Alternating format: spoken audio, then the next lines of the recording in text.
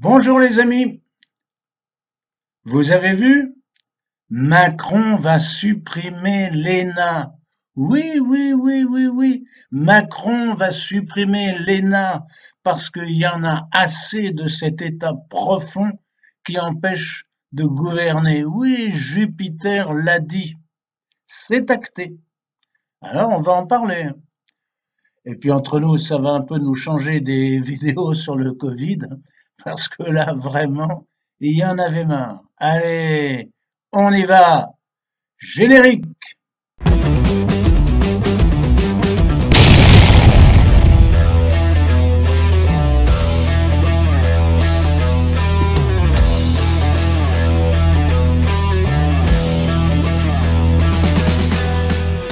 En 2019, vous vous souvenez, à l'issue du grand débat qui a servi à étouffer le mouvement des Gilets jaunes, Macron nous avait déjà annoncé la suppression de l'ENA. Oui, parce que les Gilets jaunes évoquaient l'opposition entre le peuple et des élites corrompues.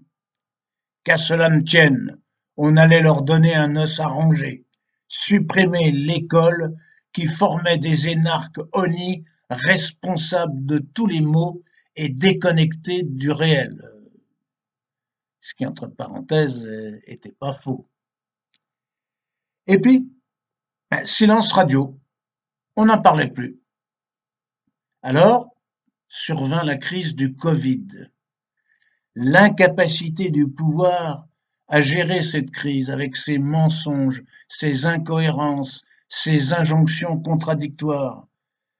Alors Macron avait beau jeu de se défausser sur les lenteurs de la lourde machine bureaucratique, sur l'état profond, comme aurait dit Trump. Oui, ce Trump pourtant si haï. Alors, à l'approche des élections présidentielles, faute de n'avoir pas su dégraisser le mammouth, un petit coup de populisme dans les élites, c'était pas mal venu pour redorer le blason de Monsieur Macron. Un rapport Thiriez ou Thirier, je sais pas comment on prononce, enfin bref, un rapport est venu sur la table et hop, rebelote, c'est confirmé. L'ENA sera supprimée et remplacée par l'ISP, l'Institut du service public.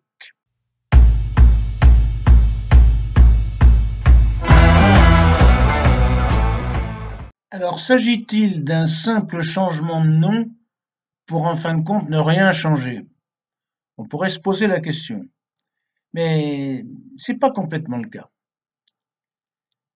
Aujourd'hui, avec l'ENA, les meilleurs au concours de sortie, les meilleurs peuvent accéder directement à l'âge de 25 ans, c'est-à-dire encore gamins, ils peuvent accéder directement à des grands corps, aux grands corps, comme l'inspection des finances, la Cour des comptes ou le Conseil d'État. Et puis les derniers, les plus mauvais ou les moins bons, comme vous préférez, voilà, ils peuvent accéder par exemple à la fonction hospitalière, ce qui, entre parenthèses, nous montre l'intérêt qu'on porte aux hôpitaux. Mais ça, c'est une autre histoire. Alors désormais, ça va changer. On sera plus général au sortir de l'école. Mais au contraire, on va s'inspirer des écoles militaires où on commence non pas comme général, mais comme sous-lieutenant. Donc, on fera ces classes dans des préfectures pour prendre du galon pendant 5 ou 6 ans avant d'être intégré dans effectivement ces grands corps. En soi, c'est pas mal, hein. Il faut reconnaître que c'est pas mal. Mais est-ce que c'est suffisant pour apprendre la vraie vie à des fils de bourgeois qui sont nés avec une cuillère dans la bouche? Pourquoi, durant la période de formation à l'ISP, pourquoi ne pas faire comprendre aux futurs premiers de cordée comment ça se passe chez les premiers de corvée? Ça serait bien. Alors, pas moi, on pourrait imaginer un stage de 3 mois comme ouvrier en usine, ou ouvrier agricole, ou caissier ou caissière de supermarché, ou même éboueur. Ça serait pas mal, ça, pour comprendre les réalités du terrain, pour apprendre la vraie vie. L'école devra sélectionner des profils moins déterminés socialement, nous dit Macron. Oui, ça, c'est pas mal, ça. Mais encore, comment on va faire? En multipliant les filières parallèles, bah, ça existe déjà. En baissant les exigences de niveau, en renonçant à l'épreuve de culture générale. Il est vrai que les énarques d'aujourd'hui se recrutent parmi ceux qui sortent de lycées prestigieux comme Henri IV ou qui sortent d'écoles privées. Celui qui a fait sa scolarité à Saint-Denis ou à Bar-le-Duc, ben, il a en effet pas beaucoup de chances de réussir le concours d'entrée à l'ENA. Mais il n'en a pas toujours été ainsi. L'ENA a été fondée en 1945 par le général de Gaulle et correspondait alors à ce qu'on appelle la méritocratie républicaine. On donnait au départ des chances égales à tous et ensuite on sélectionnait les meilleurs. C'est ça la méritocratie républicaine. Oui, mais à l'époque, le bac était un vrai diplôme. À la fin du primaire, les gamins savaient lire, ils savaient écrire sans faire de faute d'orthographe, ils savaient compter sans calculette, ils savaient que Charlemagne c'était avant Louis XIV. Aujourd'hui, c'est plus le cas. Après 30 ans de destruction de l'école publique par l'introduction de pédagogie folle, de déconstruction de l'histoire, après la crise d'autorité au collège et le renoncement d'enseignants honteusement sous-payés. Non, c'est plus pareil. Alors, à mon avis, c'est pas en baissant le niveau d'exigence au futur concours d'entrée de l'ISP qu'on formera de nouvelles élites issues de tous les milieux. Non, mais au contraire, c'est en relevant le niveau de l'école publique, à commencer par la culture générale. Ouais, certes, je sais, c'est un chantier de longue haleine qui demanderait 20 ans si on en avait la volonté politique. Mais est-ce que ce ne serait pas hautement plus profitable que de faire une ENA bas de gamme, ne formant que des administrateurs sachant faire des tableaux Excel, ce qui est très bien, j'ai rien contre les tableaux Excel, mais des administrateurs ignorant tout des leçons de l'histoire, tout de la philosophie, et donc dénués de toute pensée critique.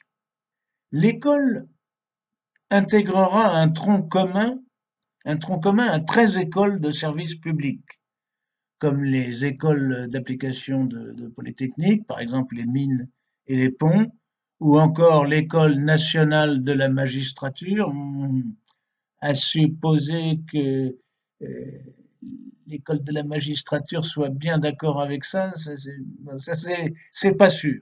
Bon, et donc un tronc commun. Encore faudrait-il que ce tronc commun comporte une ouverture sur les différents courants d'idées qui existent aujourd'hui, et que ce ne soit pas le simple reflet d'une pensée unique, une bien-pensance woke, européiste et néolibérale. Alors, élite contre le peuple.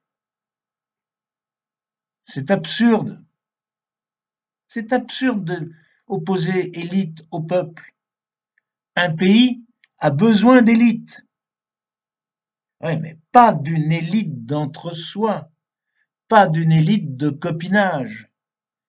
On a besoin d'une élite de serviteurs de la nation, attachés aux services publics et aux intérêts du pays, et non pas aux intérêts du privé. Alors, comme dirait Guillaume Bigot, il faut remplacer l'élite actuelle par une nouvelle élite. Commençons par interdire le pantouflage. Si un haut fonctionnaire veut prendre des responsabilités dans une grande entreprise privée, très bien, parfait. Mais alors, il devrait démissionner, ça devrait être obligatoire qu'il démissionne de la fonction publique. Alors ensuite, s'il a géré de manière catastrophique l'entreprise, après avoir saboté la boîte, il n'aura plus la possibilité de retrouver son fauteuil douillet dans l'administration. S'il veut faire de la politique, c'est la même chose, idem. S'il veut se faire élire député ou devenir ministre, eh bien, il devrait obligatoirement démissionner de la fonction publique. Vous savez, une simple loi dans ce sens, ça serait bien plus productif que la suppression de l'ENA. Le renouvellement des élites passe par la réhabilitation de l'enseignement scolaire et par la suppression des prébendes. Remplacer l'ENA par l'ISP, on s'en fout. Ce qu'il nous faut, c'est un retour à une véritable méritocratie, une sélection des meilleurs dans une population où tous, au départ, ont les mêmes chances. Vous êtes peut-être d'accord avec ce qui a été dit. Vous n'êtes peut-être pas d'accord, mais vous avez écouté les arguments. Dans les deux éventualités, j'espère que cette vidéo vous a plu. Si c'est le cas, soyez gentil, mettez un petit pouce bleu. Si vous n'êtes pas encore abonné à C'est dans l'air, vous pouvez le faire maintenant. C'est gratuit, et ça nous encourage.